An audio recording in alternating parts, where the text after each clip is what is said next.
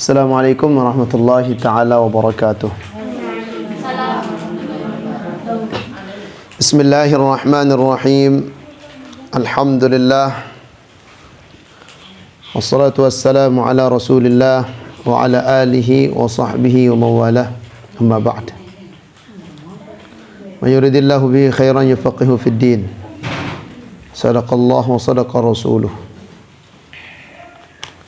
Bismillahirrahmanirrahim. Qala al-muallif rahimahullahu ta'ala wa nafa'ana bi'ulumihi wa ulumikum wa ulumikunna fid daraini amin. Allahumma amin. Baik. Sekarang kita akan masuk bagian kedua dari kitab Mabadi Awwaliyah. Bagian pertama alhamdulillah kita sudah selesai. Bagian pertama kaitannya dengan ilmu usulul fiqh. Dan sekarang kita akan masuk bagian yang kedua, yaitu tentang qawaidul fiqhiyah, tentang kaidah-kaidah fikih. Alhamdulillah kita sudah selesai pembahasan kita di bab yang pertama. Sekarang kita akan masuk bagian yang kedua dari kitab Mabadi Awwaliyah. Baik, kita akan langsung masuk pembahasan al-qismu tsani, bagian yang kedua. Fil qawaidil fiqhiyati, tentang kaidah-kaidah fiqhiyah.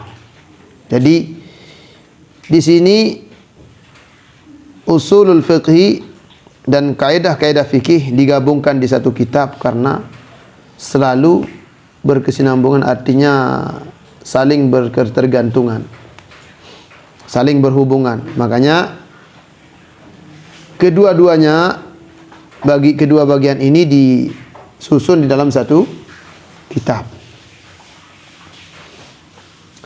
Qala sallallahu alaihi wasallam, sabda Nabi sallallahu alaihi wasallam, innamal a'malu binniyati, dengan jamak.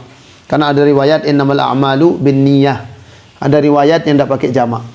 Riwayat yang ini innamal a'malu binniyati dengan jamak. Hanya saja amal perbuatan bergantung dengan niat. Jadi innama di sini ada tu hasrin. Artinya dibatasi.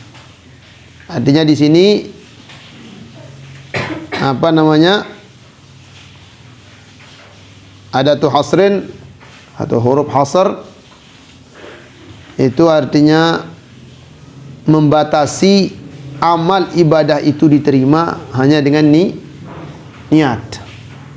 Sehingga di sini pakai nama, artinya hanya saja, artinya dibatasi amal ibadah itu dengan niat. Wa innama likulli imri'in ma nawa, dan hanya saja setiap orang manawa, tergantung apa yang dia niatkan.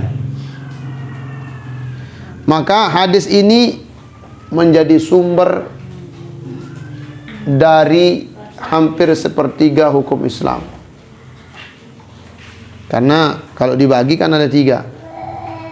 Jadi ada yang berupa ibadah ini qauliyah, ada yang fi'liyah, ada yang qalbi, ada yang dengan hati. Jadi sepertiganya itu dengan hati amal ibadah kita. Dan ini yang terpenting. Amal ibadah itu yang terpenting adalah niat. Sehingga ini selalu dijadikan landasan utama para ulama-ulama hadis. Biasanya dijadikan hadis yang pertama. Karena sebelum menulis pun, sebelum membaca, sebelum apapun yang kita lakukan, pertama harus diteliti dulu niatnya. Kalau niatnya baik, insya Allah selanjutnya akan sukses. Kalau niatnya tidak baik, maka tidak akan dijamin kesuksesannya. Kita akan masuk kaidah yang pertama. Al-qaidatul ula, supaya tidak memperpanjang permasalahan. Al-qaidatul ula, kaidah yang pertama. Kaidah yang pertama kita akan masuk al-umuru bimaqasidiha, segala perkara tergantung tujuannya. Segala perkara tergantung tujuannya. Nah, ini kaidah ini sangat-sangat mendasar. Jadi orang yang paham usul fikih itu biasanya usul fikih dia paham, kaidah fikih dia paham, maka dia pasti ahli fikih. Tetapi orang yang tahu fikih, yang banyak belajar fikih, belum tentu dia tahu usul fikih dan kaidah fikihiyah. Biasanya orang sudah tahu kaidah fikihiyah dan tahu usul fikih, dia akan lebih banyak, dia akan lebih hebat di dalam memahami fikih.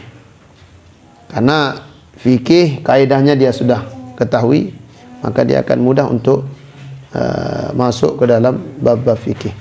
Kaidah yang pertama, segala urusan bergantung tujuannya. Al-amthilah, contoh. Minha, di antara contohnya, al-wudu'u la budda fihi min al-qasd. Wudu itu tidak boleh tidak daripada niat. Al-qasd ay an-niyah. Al-wudu'u la budda fihi min al-qasdi ay an-niyah. Wudu itu tidak boleh tidak daripada niat. Ini contohnya. Wa kadzalikal ghuslu, begitu juga mandi. Wassalati, begitu juga salat. Wa kadzalika al-ghuslu wassalatu wassaumu. Demikian juga sembahyang, salat, mandi, salat, puasa.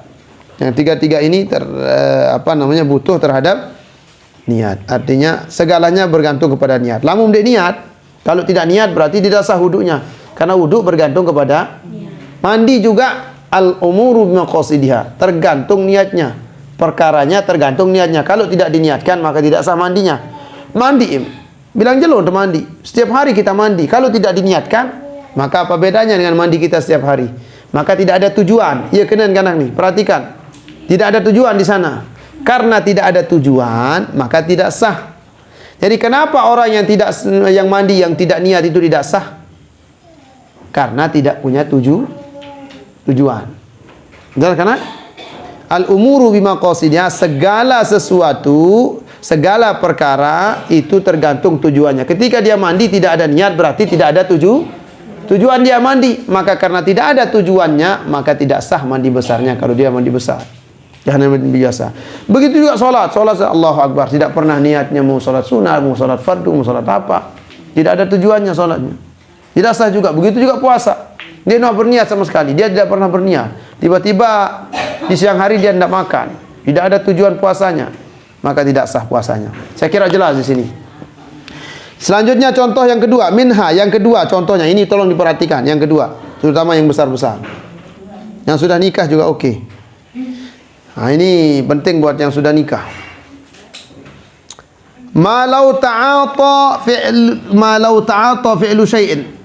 Jikalau sekiranya mempraktekkan suatu perbuatan yang boleh dan halal lahu baginya. Seorang melakukan sesuatu yang halal, yang gawe pegawaian halal, wa huwa ya'taqid adamu hallihi, sedangkan dia beri keyakinan bahwa dia tidak halal, padahal dia halal, tetapi dia punya keyakinan tidak halal. Nah, ini yang jadi masalahnya. Halal tetapi dia berkeyakinan tidak Nah, ini masalahnya. Bisa jadi itu haram karena keyakinannya. Iya, maksud nih kanak, dengar. Ngerti? Segala sesuatu bergantung tujuannya. Halal, tetapi karena keyakinannya tidak halal, jadi haram. Ini bisa kita praktekkan dalam segala sisi kehidupan kita. Jadi halal. Orang Israel itu kenapa dulu segala sesuatu diharamkan? Dan terlalu bertanya, padahal sudah halal, ditanyakan lagi, sudah boleh ditanyakan lagi, sehingga jadi haram. Sesuatu yang sudah halal, kalau diyakini dia itu tidak halal, kalau diyakini dia itu haram, maka akan jadi haram. Contoh, kaman wati'a imra'atan ya'taqid annaha ajnabiyatan. Nah, ini belik ni pian kanak ni. Seperti seorang laki-laki yang muwati' seorang perempuan yang dia yakini bahwa dia itu orang jauh, ajnabiyah, bukan istrinya. Dia tidak tahu kalau dia itu istrinya. Kemudian dia wati'. Wa annahu zana biha, dan dia berkeyakinan bahwa dia sedang berzina. Dia tidak tahu bahwa istrinya akan pernah sering kejadian kayak gini. Dia pergi ke pasar beras, dia pergi ke klub malam sambil mabuk-mabuk. Dia yakin sedang pusing. Dia merasakan, dia yakin bahwa dirinya sedang berzina. Dia tidak tahu kalau dia yang dari kelab malam adalah istrinya umpamanya. Dia berkeyakinan bahwa dia berzina. Fa idza hiya halilatu, maka tiba-tiba ternyata yang tadi malam itu adalah istrinya. Bahwa haramun, maka itu hukumnya haram. Kenapa? Karena tadi malam dia berkeyakinan bahwa itu zina. Karena dia yakin bahwa perbuatan yang dia kerjakan itu salah. Maka sekalipun istrinya karena tujuannya yang tidak benar, tujuannya dia memang mau berzina, ternyata istrinya, tapi tetap keyakinannya yang bikin haram. Kalau terjadi anak dari itu, bukan anaknya, tidak ada masalah. Tapi perbuatannya yang haram karena dia berkeyakinan. Ya kenan al-umuru bimaqasidiha. Segala urusan bergantung tujuh. Iluik sebenarnya contohnya. Banyak sekali dalam kehidupan kita. Ini kaidah ini yang paling dasar ini kaidahnya. Bahwa segala sesuatu ini bergantung kepada tujuannya. Kita hidup bergantung tujuan. Sida ngaji apa tujuan? Yang meniti mangan gratis. Umpama ni kan. Sida ngaji apa tujuan? Ada bisa jadi tuan guru. Sida ngaji apa tujuan? Jadi segala sesuatu itu bergantung tujuannya. Maka tujuannya lah yang akan jadi patokannya dan akan berbekas padanya. Itu contoh yang kedua. Contoh yang ketiga. Minha al-aklu wasyarbu, al-aklu wasyurbu. Makan, minum. Mangan, ngenem. Idza qasada bihima, kalau dia bertujuan dengan makan dan minum itu at-taqwa 'alal ibadati, at-taqwa 'alal ibadati, takwa kepada Allah, ada satu takwa 'alal ibadah, at-taqwi bukan takwa. Bukan. Idza qasada bihima, kalau dia bertujuan dengan makan dan minum itu at-taqwi, artinya menguatkan 'alal ibadati, atas ibadah. Kalau tujuan makan dan minum menguatkan ibadah, bahwa yusabu alaihi, diberikan pahala. Makan, ngenem. Mana? Mangan, ngenem, niat ibadah. Wah, mangan niat ibadah. Baru galeng-galeng tu niat ibadah mangan. Hai niat ibadah baru galeng-galeng mangan. Hani ni.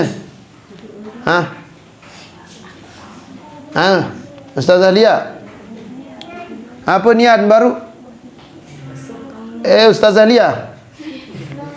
Ustazah Yunita. Apa niat baru? Apa niat mangan? Arak niat adik sakuat ibadah. Sebelum makan niat adik sakuat ibadah, maka dapat pahala. Makan dapat pahala. Berkah jari ni sintian. Sehat jari kan. Dengar? Sintian jadi sehat. Baca bismillah, serapuk jadi sehat, jadi obat.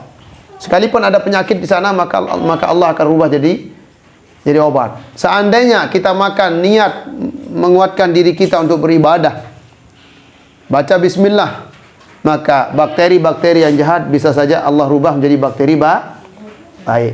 You understand? Taib itu